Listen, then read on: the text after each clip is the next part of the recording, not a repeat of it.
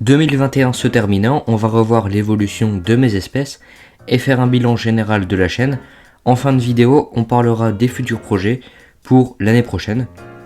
Commençons par du positif avec les meilleures réussites de cette année. Tout d'abord, parlons des Messor Barbarus.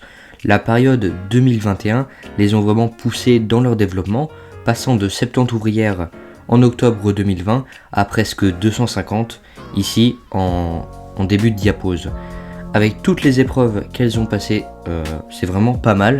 La gine est déjà âgée de 7 ans, donc je donne environ 3 verres de farine par semaine, donc elles avaient vraiment pas mal de protéines au cours de cette année pour se développer aisément et nourrir le couvain. Une deuxième espèce qui s'est bien développée sont les Crématogaster scutellaris. La gine était toute seule en mars, enfin une gine d'octobre 2020 qui a passé la diapause seule et ici presque 40 ouvrières et vraiment pas beaucoup de stress, je les ai juste déménagées une fois dans un tube plus propre.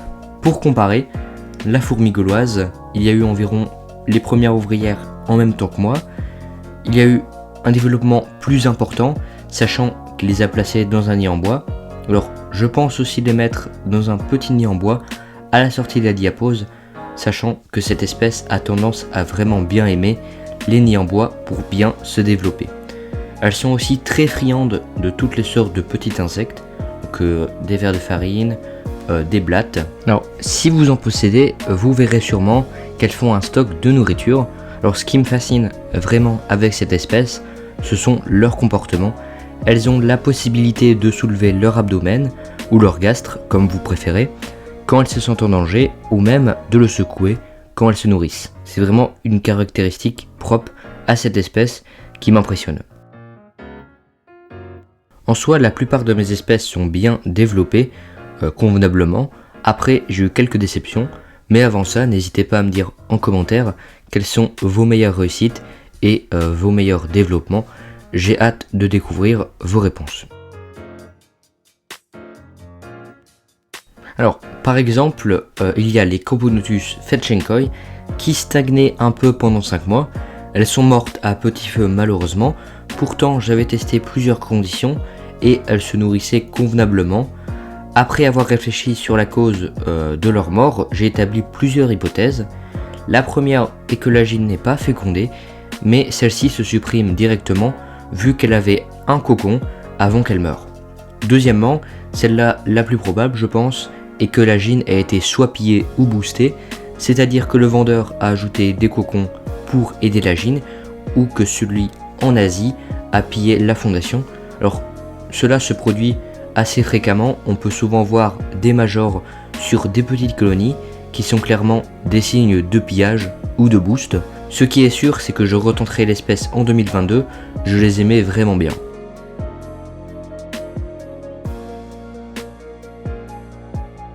Ma plus grande déception de l'année, ce sont les Camponotus consobrinus. Je les avais achetés en mars assez cher, et c'est un peu le même cas que les fetchenkoi, pillage ou boosté, car déjà une gine avec une ouvrière en mars était assez étrange pour une première génération. Alors la gine n'est pas morte, je l'ai donnée à un autre éleveur. Alors comme les fetchenkoi, je retenterai l'espèce probablement, vu que les couleurs sont juste exceptionnelles. Le bilan entre guillemets fourmi fini, je vais vous parler un peu des sites. Peu de personnes donnent leur avis sur les sites et c'est l'occasion d'en parler. Cette année j'ai testé pas mal de sites, environ une dizaine. Mirwinkle.nl et allforants.com sont les boutiques où j'ai eu des fondations vraiment en mauvaise santé malheureusement. Au total 4 fondations pour les 2 boutiques et la seule encore présente sont les Ondoto Macus Monticola qui se développent pas du tout. Elles étaient 8 ouvrières en mars et ici 4, donc en fait il y a eu même des mortalités. Par exemple la Consobrinus de Allforants étaient totalement sous-nourries, donc elles avaient extrêmement faim à la réception de la fondation.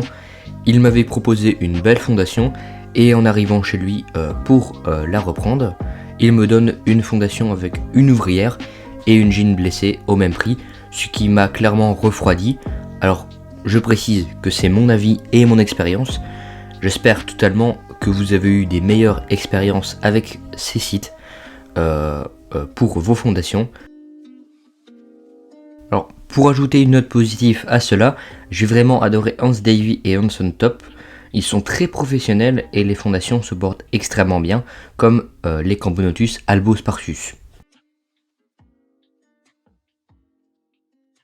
Alors, au niveau de la chaîne YouTube, j'ai vraiment adoré vous faire des vidéos cette année. J'espère vraiment que le contenu vous a plu. Personnellement, je ne peux être que satisfait vu le nombre que vous êtes à regarder mes vidéos. Ça me fait extrêmement plaisir de recevoir des retours positifs.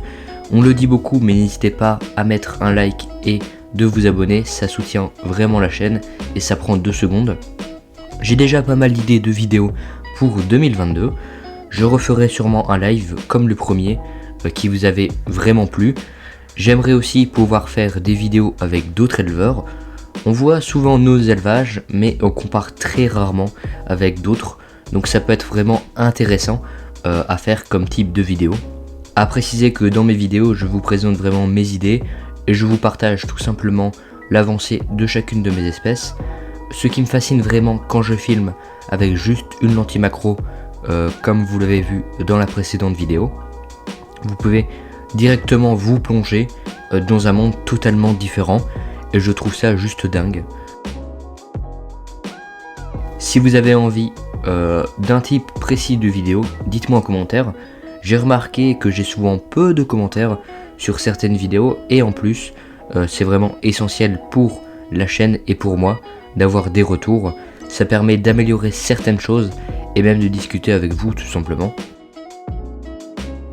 Si vous voulez être au courant des projets et des sorties de vidéos, allez voir ma page Instagram ou même Discord. Cette année, quelques vidéos ont été reportées malheureusement. J'espère que cela ne vous a pas trop dérangé. J'essayerai d'être plus régulier l'an prochain. Il y a aussi un énorme projet qui arrive, mais une vidéo sortira au cours de l'année pour vous dévoiler cela. Alors bon, je pense avoir fait le tour du bilan de l'année 2021. Sur ce, on se retrouve en 2022 et à bientôt.